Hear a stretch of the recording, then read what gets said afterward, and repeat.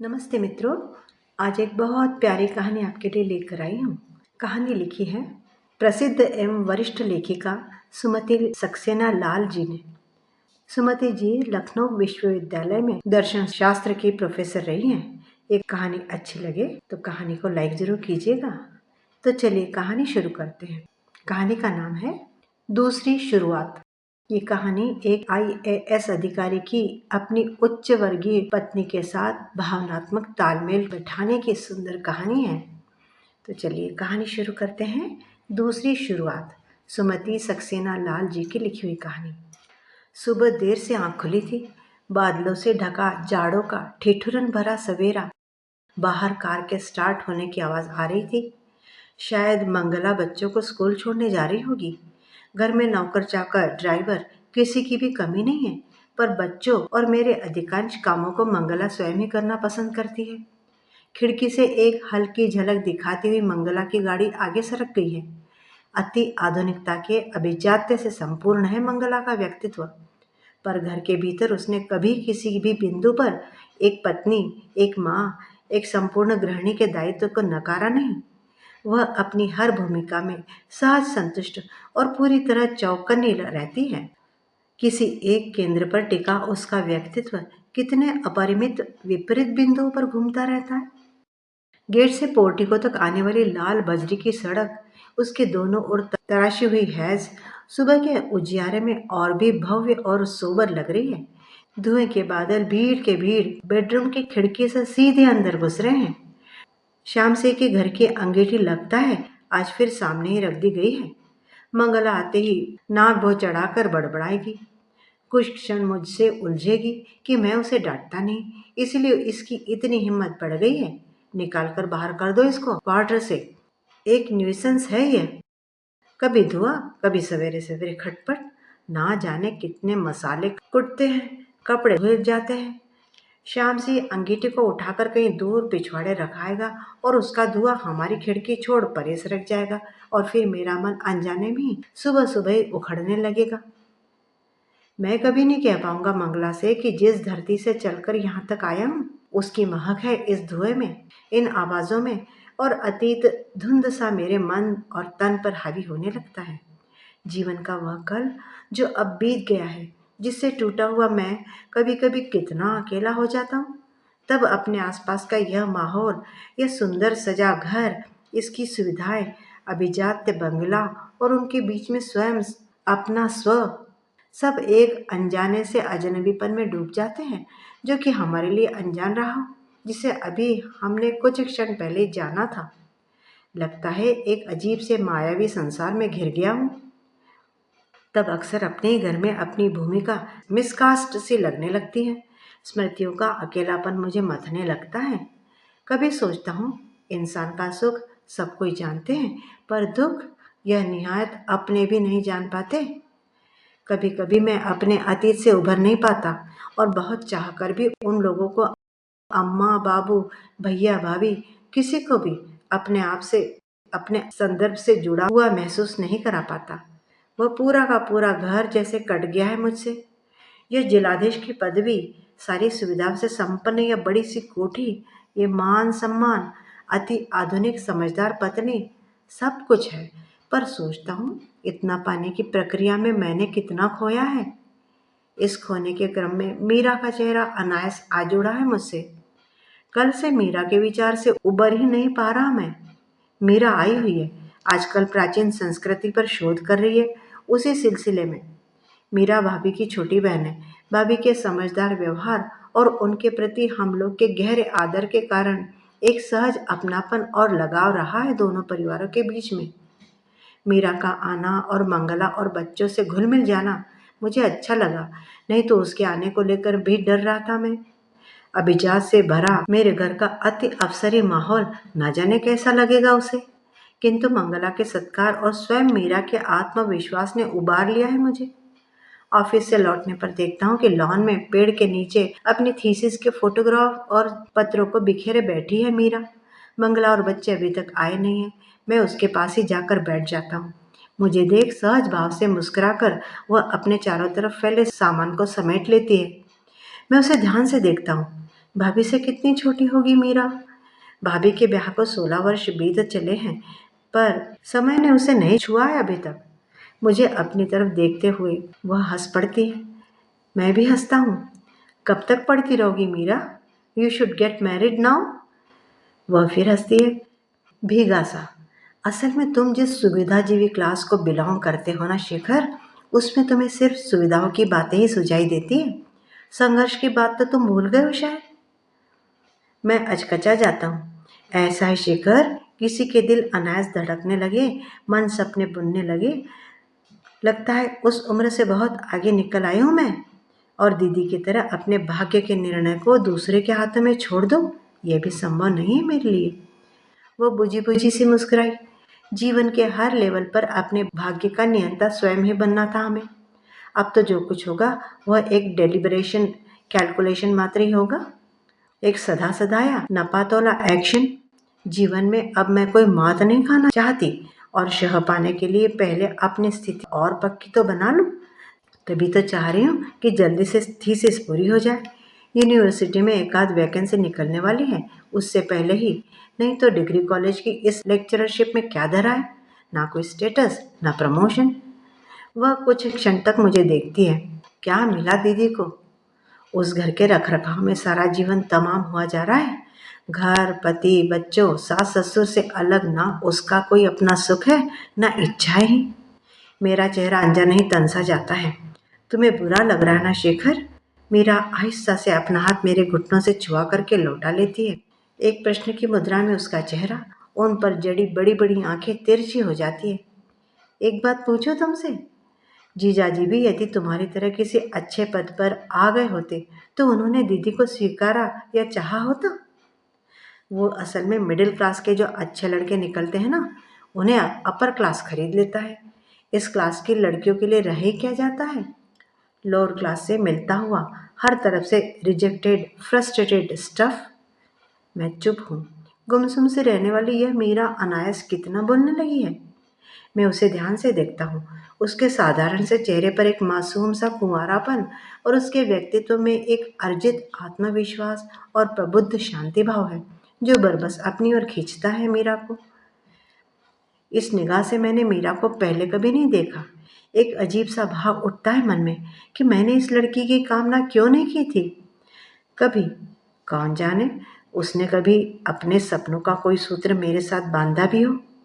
यह भी सच है कि यदि मैं आईएएस में ना आया होता तो मीरा से अधिक कोई और उपयुक्त पत्नी अपने लिए ना लगी होती मेरे लिए।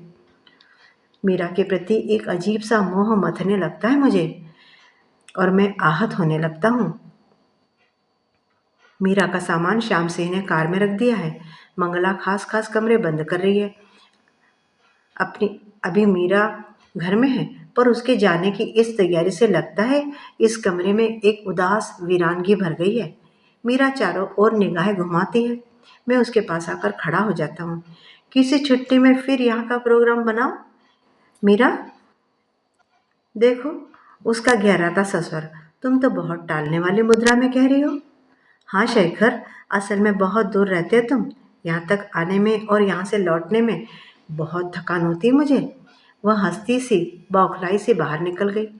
ठीक ही तो कहा था मीरा ने, बहुत दूर है वे सब मुझसे, और मैं उन वे सब, वह पूरा का पूरा घर, अम्मा, बाबू, भैया, भाभी, सब कोई, वे सब जिनसे हरदोई के नाते संबंध है मेरे, ना जाने कहाँ छोड़ गया सब कुछ।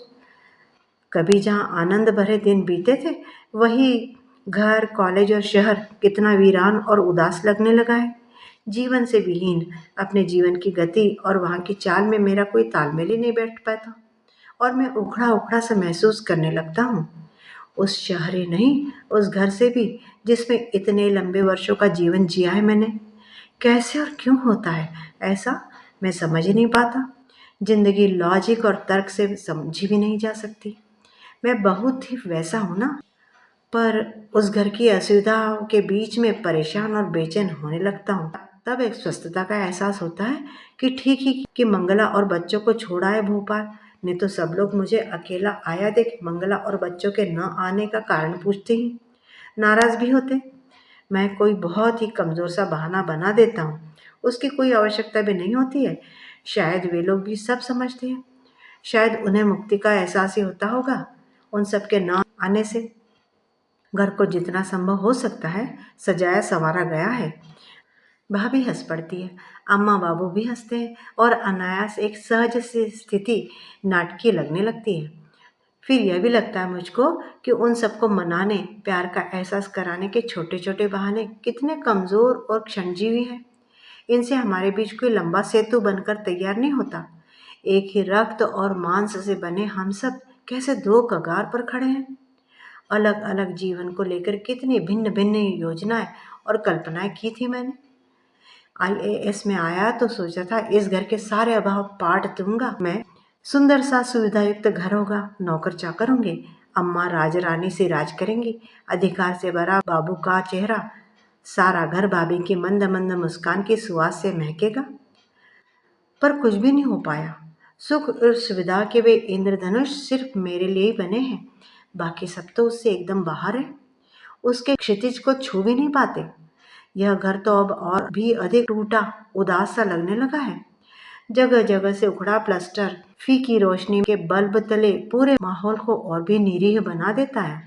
अम्मा अपनी थकी देह लिए दिन भर घर के छोटे छोटे कामों में खटती रहती है। आदत सी बनी भाभी की मुस्कान बेहद फीकी और बेमानी लगती है। मंगल आती तो उसके कंट्रास्ट में जी जाती भाभी की दिनचर्या।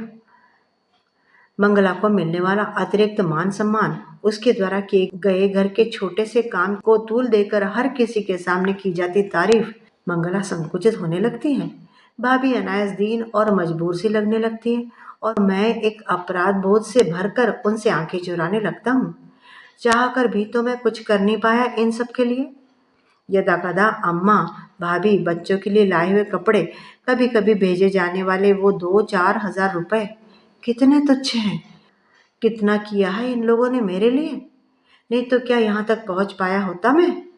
बाबू की हैसियत ही क्या थी। पड़ोस के ही मनोहर चाचा ने हाई स्कूल कराकर सोमेश को अपने दफ्तर में क्लर्क करा दिया था।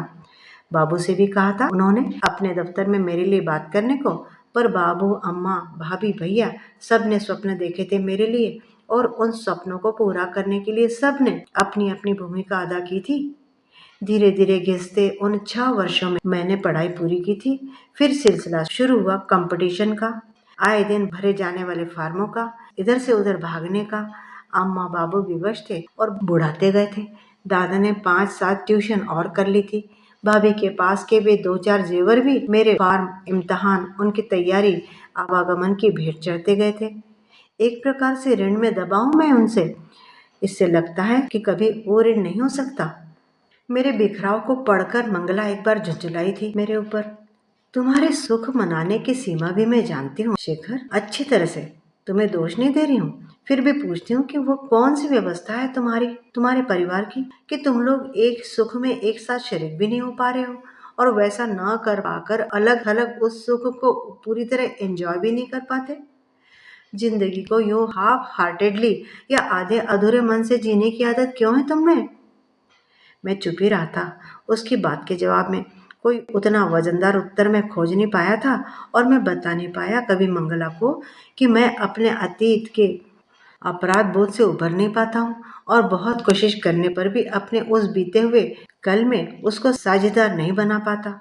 मैं कभी नहीं पूछ पाऊंगा उससे कि क्या मैं अपनी इस पदवी के बाद भी अपनी निम्न मध्यम वर्गीय सोच में नहीं जी सकता। यदि कभी पूछता भी तो मैं जानता हूँ कि कोई उत्तर नहीं होगा इसका मंगला के पास। उसके लिए वह स्थिति अकल्पनीय है। अब मेरे लिए भी मुझे कभी कोई शिकायत नहीं है। उससे मैं अनुग्रहित हूँ। मैं जानता हूँ उसने मेरे पद को और अधिक गरिमा प्रदान की है और मेरे वर्तमान को गौरवशाली बनाया है।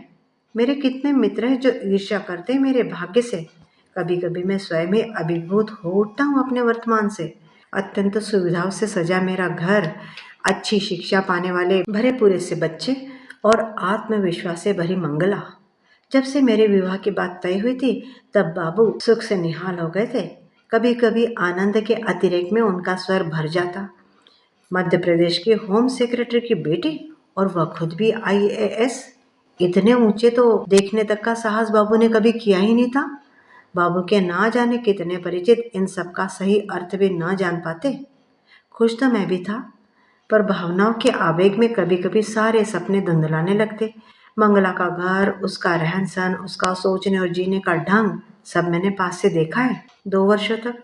अपने इस घर की सीमाएं मुझे अच्छी तरह पता है। उखड़ी दीवारें, ईंटों के ऊंचे नीचे फर्श, घर की स्त्रियों के खुरदुरे हाथ पैर, इनको बदलना तो दूर, थोड़ी देर के लिए ढका भी नहीं जा सकता। कैसा लगेगा मंगला को, कैसे एडजस्ट करेगी वह। पर विवाह हमारे 2 वर्ष के प्यार की इच्छित परिणति था और मैंने बाकी सब कुछ सोचना बंद कर दिया था।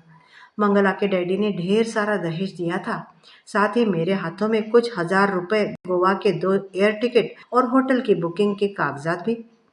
कुल 2 दिन हरदोई में रहकर हम लोग गोवा चले गए थे और वहां से छुट्टी समाप्त कर सीधे अपनी पोस्टिंग पर। तब से लगता है एक सिलसिला शुरू हुआ था दूरी का। एक कगार पर मैं और दूसरी पर वे सब, अम्मा, बाबू, भैया, भाभी, सब कोई। मेरा पूरा अतीत, मेरा आधा वर्तमान भी। मंगला ने बहुत कोशिश की थी उन सब से घुलने मिलने की, पर न जाने कौन सी व्यवस्था है मेरे दिमाग की कि मैं उसे लेकर हरदोई का लंबा प्रोग्राम कभी बना ही नहीं पाता। मेरे कमज़ोर बहानों पर पहले मंगला रिएक्ट करती थी, हतप्रभ हो जाती थी, पर अब उसने चुपचाप स्वीकार कर लिया है उस स्थिति को। फिर अब बच्चे भी तो हैं, असुविधा तो वो और भी महसूस करते ही होंगे, और मेरे परिवार के लोग। ना जाने कौन सा बिंदु है वह अमूर्त सा, जिस पर आकर ये लोग आहत होते हैं, वहां जाकर भी और हमारे यहाँ आने पर भी। धनंजय होने वाला था तब मैंने अम्मा को बुलाया था। अम्मा आई थी, निजपन के अधिकार से भरी भरी सी। सब कुछ ठीक ठाक सा ही था कि तभी मंगला एडमिट हुई थी अस्पताल में। उसके और बच्चे के सामान की अटैची मैंने ड्राइवर को भेजकर मंगवाई थी। मंगला सब ठीक करके रख गई थी, पर अम्मा शायद अपने साथ लाई थी अस्पताल का साजो सामान, पुराने कपड़े, झबले, मंगला के नीचे बिछाए जाने के लिए पुरानी जोड़ गांठ की गई चादर और न जाने क्या क्या। सामान देखकर मंगला बौखला गई थी और उसे परेशान देखकर उससे कई गुना अधिक मैं। घर में घुसते ही मैं अम्मा पर चिड़चिड़ा पड़ा था। हतप्रभ सी अम्मा देखती रही थी। अस्पताल में नए कपड़े खराब होते हैं इसलिए नहीं भेजे थे। तुम तो यहाँ भी हरदोई की रहने वाली बन के रहती हो अम्मा। मैं अपनी धुन में था। शायद मंगला की चिंता, घबराहट और भाग दौड़ की उत्तेजना में मैं अपना संतुलन खो चुका था। मेरे साथ अस्पताल पहुंचकर अम्मा उखड़ी सी खड़ी थी। मंगला को डॉक्टर अंदर ले जा चुकी थी। प्राइवेट वार्ड के उस साफ सुथरे कमरे में चपरासी गुलाब का ताज़ा गुलदस्ता रख गया था। मंगला के बिस्तर पर साफ सफ़ेद चादर, झालरदार गिलाफ के 2 तकिए, बढ़िया कंबल, बच्चे का सामान, छबरेला बालों वाला सफ़ेद तौलिया, बेबी केयर वाले कपड़े। अम्मा सहमी सी सबसे अलग थलग खड़ी खड़ी देखती रही थी।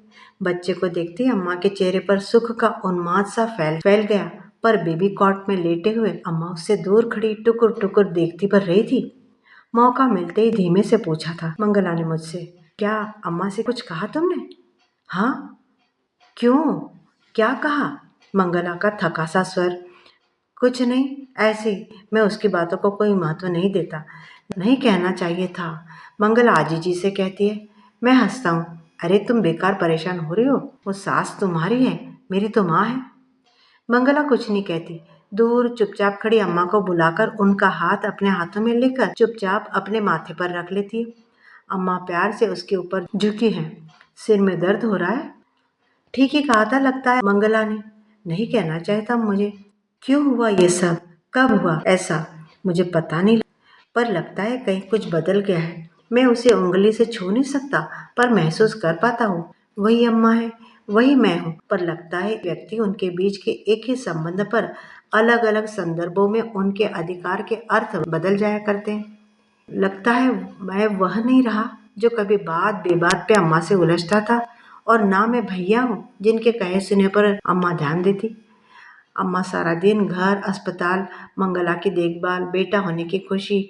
अम्मा सारे समय व्यस्त रही थी, खुश थी, पर साथ ही खिसियाई सी भी। एक फीकापन उनके चेहरे पर फैला रहा था। मैं निशब्द सा उन्हें मनाता सा उनके आगे पीछे लगा रहता था, उनके काम में हाथ बटाकर उन्हें अतिरिक्त आदर देता था। आने वाले दिनों में अम्मा के प्रति अपने व्यवहार में मैं सतर्क हो गया था। शायद सतर्क तो शायद अम्मा भी हो गई थी। घर के किसी भी आयोजन, किसी गतिविधि में अपनी पहल नहीं करती। वो कुछ भी करने से पहले हम लोग की रजामंदी या हमारे रहन सहन के तौर तरीके को अच्छी तरह टटोल लेती। अब कितना सुख है, सोचता हूँ सब कुछ मिला मुझे, पदवी, पैसा, प्यार, सभी कुछ। पर ऐसा क्यों होता है कि कभी कभी लगने लगता है कि यह सब कुछ मुझे छूता हुआ निकला जा रहा है, सार्थक सा कुछ भी हाथ नहीं आ रहा है। लगता है खुलकर कभी भी जीवन जी नहीं पाया मैं, अपने अभाव से भरे दिनों में भी नहीं और आज भी नहीं। घर वालों के प्रति अपराध का बोध, अपने प्रति एक आत्मदया का भाव, मैं किसी भी एहसास का ना सही विश्लेषण ही कर पाता हूँ, ना ही निदान ही ढूंढ पाता हूँ। जब भी सोचता हूँ, अम्मा का पीला जर्द चेहरा आंखों के आगे घूम जाता है, बाबू का पारदर्शी झुर्रियों के पीछे छुपा हड्डियों का कंकाल, असमय ही बूढ़ा है दादा, इतना फीकापन। भाभी कैसे अपनी मुस्कान को सामान्य रख पाती हैं? कितना चाहता हूँ अम्मा बाबू यहाँ आ जाए। अब इतना बड़ा घर, नौकर चाकर, गाड़ी घोड़ा, डॉक्टर, दवाई, सब कुछ तो है। यहाँ बुढ़ापे में ही थोड़ा सुख पाले, फिर दादा भाभी की जिम्मेवारी तो थोड़ी कम हो। पर यहाँ हमेशा ही 15-20 दिन रहकर वे लोग हरदोई लौटने के बहाने खोजने लगते हैं और न जाने क्या है, मेरे सारे हौसले पस्त होने लगते हैं। तब तक मीरा का पत्र आया है, हम लोगों को बुलाया है उसने बड़े आग्रह से। फिर वहाँ की ढेर सारी बातें। दादा की बेटी की जूनियर हाई स्कूल में फर्स्ट डिवीजन आई है, आगे वह साइंस लेना चाहती है, पर पास में जो स्कूल है उसमें साइंस नहीं है। दूर भेजने को दादा भाभी तैयार नहीं। मैंने खत पढ़कर अंदर मंगला के पास भेज दिया था। थोड़ी देर में मंगला मेरे पास आ बैठी। क्या सोच रहे हो? कुछ नहीं, सुनो, मैं सोचती हूँ दोनों बच्चों को हम लोग यहाँ बुला लें अपने पास। मैं चौंक कर उसकी तरफ देखता हूँ, कहता कुछ नहीं।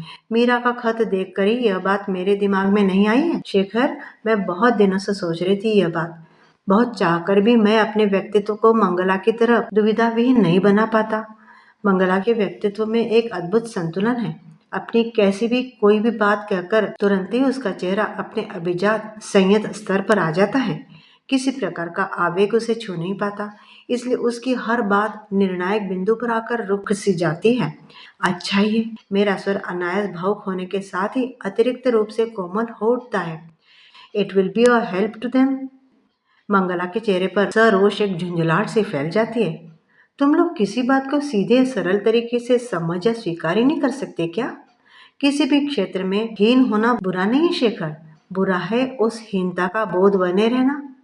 मैंने अपने को या उन लोगों को लेकर कोई कॉम्प्लेक्स नहीं पाला है, क्योंकि वे सब तुमको बिलोंग करते हैं। यदि कोई दूरी थी भी हमारे बीच तो उसको लांघ कर मैं तो उनके निकट जाने की कोशिश करती थी, पर न जाने क्या वजह थी कि वे ही लोग मेरे निकट नहीं आए। और कभी कभी तुम भी। वह अपने सिर को जैसे एक हताशा में हिलाकर अपना वाक्य आधा छोड़ देती है और अनायास एकदम चुप हो जाती है।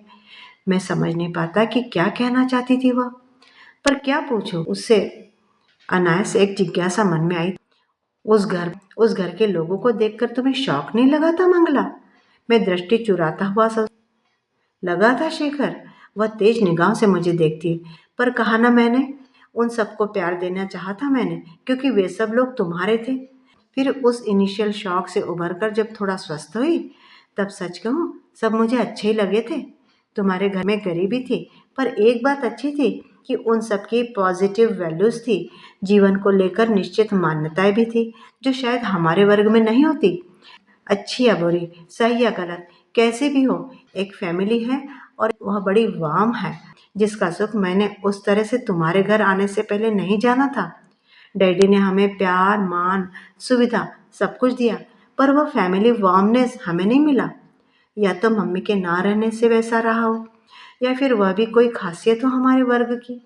अलग अलग इकाइयों में बटा पूरा घर, सबके अपने अपने अलग सुख, अलग दुख, अपने अपने प्लान, अपने अपने अलग बैंक अकाउंट्स। तुम्हारे घर आई तो सोचा था सबको बहुत बहुत प्यार दूंगी, बदले में एक अपनेपन की भूखी थी मैं।